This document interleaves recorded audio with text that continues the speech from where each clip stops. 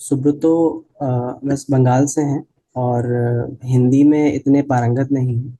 तो उनके बिहाफ पे मैं उनका प्रश्न रख रहा हूँ। अ, आचार्य जी प्रणाम। आप हिंदी समझ तो लेते हैं ना? हाँ जी, अच्छा जी। हाँ, ठीक है, हाँ। आचार्य जी नमस्कार। मैंने आपसे क्लाइमेट चेंज के बारे में काफ़ी सुना है और ये जाना है कि क्लाइमेट चेंज के कारण अब हमारा अंत निश्चित ही है। मेरी समस्या ये है कि अब मेरा मन करता है कि मैं ज़्यादा से ज़्यादा संसाधन इकट्ठे करूं, पैसे इकट्ठे करूं, ताकि जितना ज़्यादा हो सके उतना जी पाऊं। मन करता है कि पैसे इकट्ठा करूं ताकि जब तक क्लाइमेट प्रतिकूल ना हो जाए, एक जगह छुपा रहूं और जब चीज़ें ठीक हों तब वापस आ जाऊं। इस कारण से मैं गीता को भी अच्छे से नहीं सुन पाता और मन इसी में लगा रहता है कि कैसे ज़्यादा कमाऊं और चीज़ें इकट्ठा करूं। तो मैं आपसे इससे मार्गदर्शन चाहता हूँ। आप सवाल पूछने आए हो या चुटकुला सुनाने आए हो? हम्म।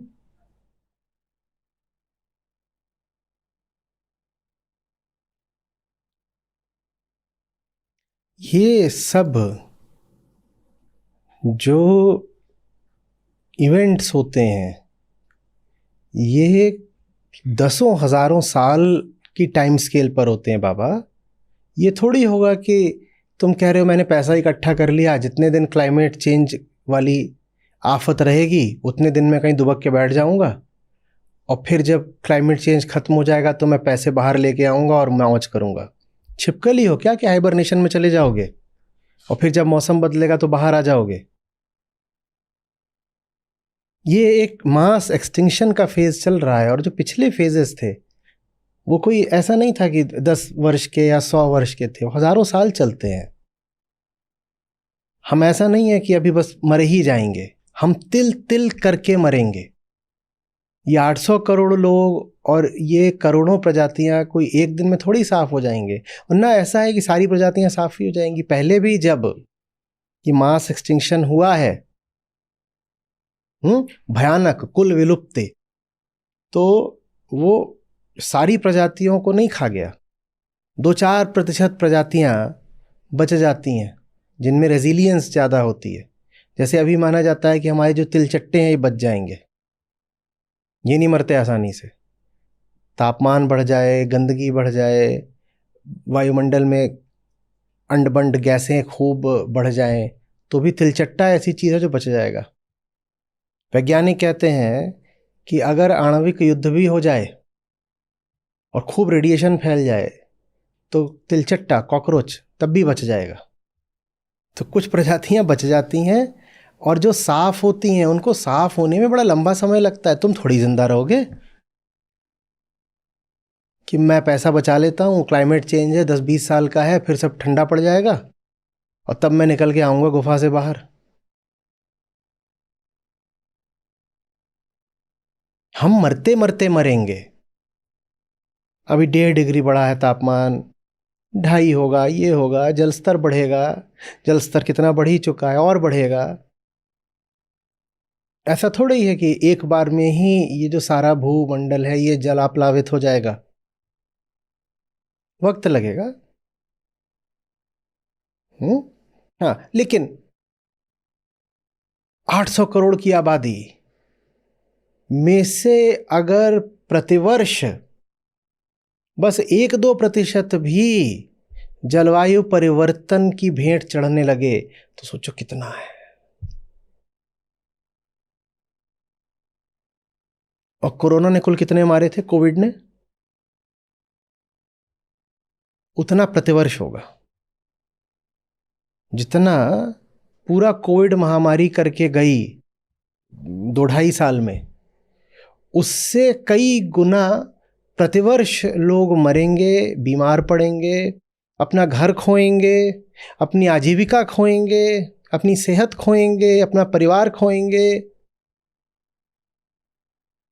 ये वैसी चीज़ नहीं है जैसे कि कोई बाहर से कोई बड़ी भारी चट्टान आई, उल्का आई और पृथ्वी पर टकराई और हम समाप्त हो जाएंगे, कि जैसा कहते हैं ना डायनासोर इसलिए मरे थे कि एक जबरदस्त, वो भी तुरंत नहीं मर गए थे। एक एस्टेरॉयड आया था, वो टकराया था साइबेरिया में, उससे धूल उठी थी जबरदस्त, वो धूल छा गई थी। धूल जब छा गई थी तो एक जबरदस्त जाड़ा छा गया था जो सैकड़ों हजारों साल तक रहा। उसने पृथ्वी के पूरे मौसम को बदल कर रख दिया। उसमें धीरे धीरे धीरे बहुत कष्ट के साथ हजारों प्रजातियां विलुप्त हुई, जिनमें डायनासोर भी थे। वे डायनासोर अकेले नहीं थे जो मर गए थे, वो अपने साथ हजारों प्रजातियां 2-4 दिन में नहीं मर गए थे। उन्होंने भी बचने की बड़ी कोशिश करी, गर्म जगहों पर जाने की कोशिश करी। जो वो चीज़ें खाया करते थे वो चीज़ें मिलनी बंद हो गई, चाहे वो शाक हो चाहे दूसरे जानवर हो जिनको वो खाते थे, वो दूसरे जानवर ही नहीं बचे, तो अब डायनासोर कैसे बचेंगे। तो उन्होंने भी, इस पे पूरा साहित्य है, बड़ा रोचक साहित्य है, और वो जो साहित्य है उसमें हर साल कुछ जुड़ता रहता है, जैसे नई नई खोज होती है। जब मेरे पास समय ज़्यादा होता था तो मैं ये सब बड़े उत्साह से पढ़ा करता था। या अभी एक नई खोज आई है कि किस तरह से डायनासोर की इस प्रजाति ने बचने की इस तरह से कोशिश करी थी और कुछ हद तक सफल भी रहे थे।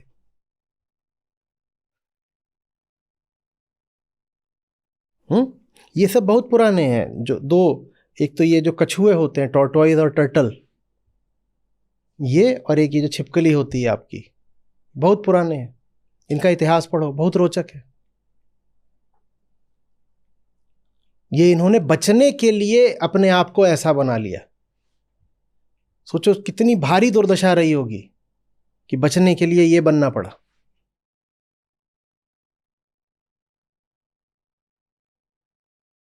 बात आ रही है समझ में? ऐसा भी अगर होता ना कि एक झटके में सब साफ हो जाता, तो शायद हमें दर्द कम होता। हम एक झटके में नहीं साफ होंगे। फिर बोल रहा हूं, हम घुट घुट के तिल तिल करके मरेंगे, और मरने से पहले हम न जाने कितने अपनों की मौतें देखेंगे।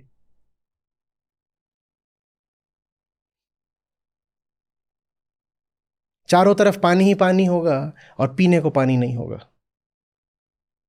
एक अंग्रेजी कविता है, खोजिएगा, बड़ा, water water everywhere but not a drop to drink.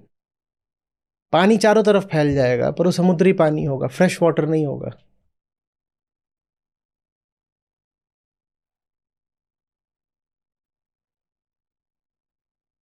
Fresh water जितना है वो पिघल करके समुद्र में पहुंच जाएगा। पियो समुद्री पानी। और पियोगे क्या? वो समुद्री पानी तुम्हारे घर के अंदर घुसा हुआ है, जो करना है कर लो।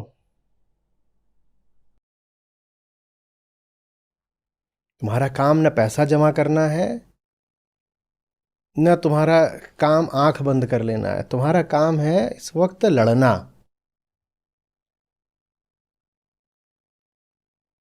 आदमी को ना जिंदगी में बहुत लड़ाइयाँ नहीं लड़नी चाहिए। ज़्यादातर लड़ाइयाँ तो लड़ने लायक नहीं होती। 100,000 मौके आए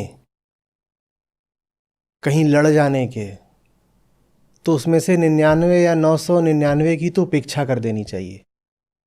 भले ही कोई आपको कितना भी उकसा रहा हो, भड़का रहा हो, युद्ध में आमंत्रित कर रहा हो, घुसना ही नहीं चाहिए। जिंदगी माने ही लफड़े झपड़े, नहीं घुसना चाहिए। उत्तेजनाएं, प्रोवोकेशंस, इनमें पड़ना ही नहीं चाहिए। पर हर इंसान की जिंदगी में एक युद्ध ऐसा आता है जिसको वो पीठ नहीं दिखा सकता। मैं समझता हूं हमारी पीढ़ी के सामने वो युद्ध है जलवायु परिवर्तन को रोकने का। इसको नहीं पीठ दिखा सकते। बाकी बातों में तो मैं कहता ही नहीं उलझो। ये संसार झाड़ और झांखड़, इसमें कौन उलझता है? उलझ ही मर जाना है। मैं तो खुद कहता हूं कि झाड़ झाखड़ से उलझो मत, बच के चलो बस अपना। लेकिन ये एक लड़ाई ऐसी है जहां हम ये नहीं कह सकते अनुपस्थित, एब्सेंट, इसमें नहीं पीठ दिखाई जा सकती। बात अपनी नहीं है, चलो अपनी बात होगी, कष्ट सह लेंगे, मर जाएंगे। उन्होंने क्या बिगाड़ा है जो जो हमारी वजह से इतना दुख पाएंगे? उनके लिए, फिर चाहे वो जानवर का बच्चा हो या इंसान का बच्चा, उसने कुछ नहीं बिगाड़ा है।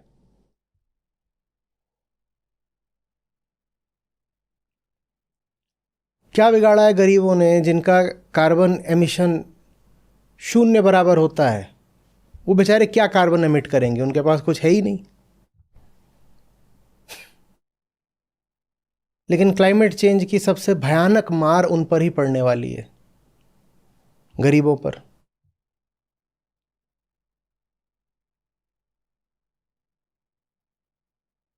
पशु,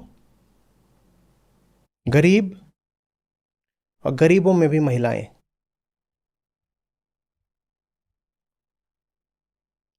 इन्होंने कुछ कुछ करा ही नहीं है कि इनको सजा मिले, पर सजा सारी इनको ही मिलनी है।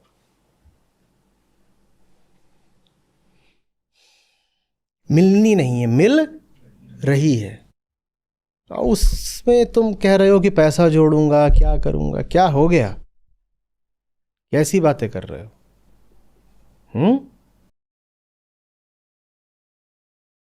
एक बात और समझना, क्लाइमेट चेंज और दुनिया की जितनी बाकी समस्याएं हैं वो सब आपस में गुथी हुई हैं, सब एक ही स्रोत से आ रही हैं। तो जब मैं बोलता हूं कि जलवायु परिवर्तन, तो साथ में ये भी बोलता हूं कि उससे लड़ने का एकमात्र तरीका आत्मज्ञान ही है। और आत्मज्ञान सिर्फ जलवायु परिवर्तन से नहीं लड़ता, वो न्यूक्लियर प्रोलिफरेशन से भी लड़ता है, वो बायोडायवर्सिटी एक्सटिंक्शन से भी लड़ता है, वो पॉपुलेशन एक्सप्लोजन से भी लड़ता है,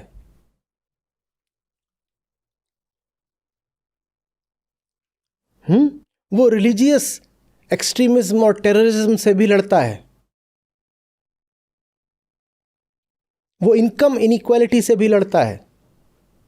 ये सब आज के युग की दानवाकार समस्याएं हैं। अमीर अमीर ही हुए जा रहे हैं और गरीब वहीं बैठा है जहां था, या और वो बेचारा गिरा जा रहा है।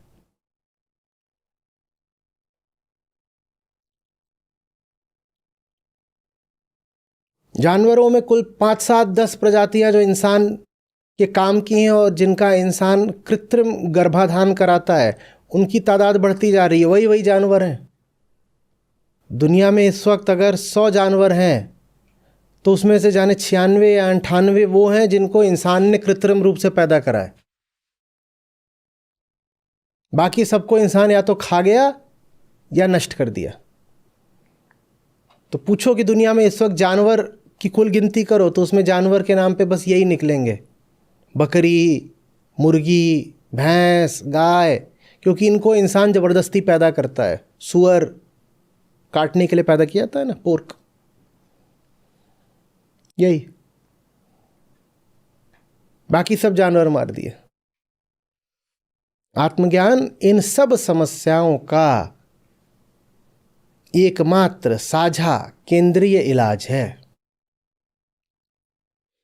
और इन समस्याओं की साझी और भयावह अभिव्यक्ति है क्लाइमेट चेंज, इसलिए हम उसकी बात करते हैं।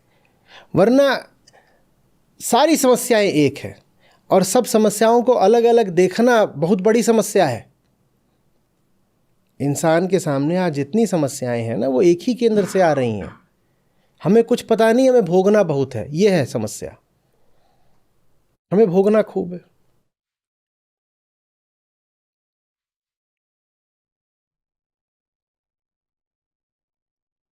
इसीलिए आज जरूरी है कि ये जो गीता है ये सब तक पहुंचे। ये शास्त्र नहीं है, ये दवा है। और अगर हम युद्ध की बात कर रहे हैं तो ये शास्त्र नहीं है, यही शस्त्र है।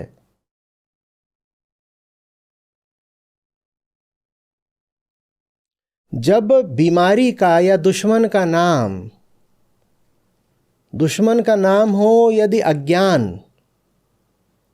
तो बताओ ज्ञान देने वाली गीता शास्त्र हुई या शस्त्र?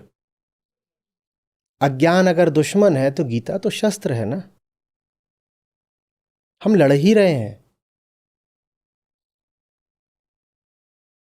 और वो जो दुश्मन है अज्ञान, वो इंसान के भीतर बैठा है। भीतर बैठ के वो इंसान की हर हरकत को संचालित करता है। वो इंसान की सारी संपदा और संसाधन का मालिक है। इंसान के पास आज पैसा है, टेक्नोलॉजी है, बताओ उस पैसे और टेक्नोलॉजी का मालिक कौन है? भीतर का अज्ञान। आप जितनी तरक्की कर रहे हो उसका स्वामी कौन बनता जा रहा है? भीतर का अंधकार।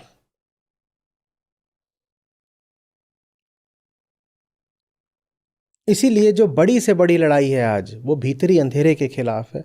हम वही लड़ाई लड़ने की कोशिश कर रहे हैं।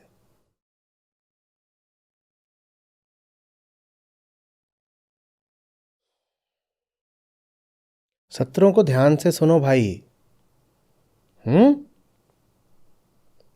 जी अच्छा जी। आगे बढ़ो। सत्य में रख श्रद्धा पार, नमित करके अहंकार, गीता की गुण करके बात, आ मुक्त हो भव बंध काट। सत्य में रख श्रद्धा पार, नमित करके अहंकार, गीता की गुण करके बात, आ मुक्त हो भव बंध काट। लंबे उल्टे रास्तों पर मुझे खोजते धाते हो, रुको साफ देखो भीतर, बोलो किसे तुम पाते हो। लंबे उल्टे रास्तों पर मुझे खोजते धाते हो, रुको साफ देखो भीतर, बोलो किसे तुम पाते हो।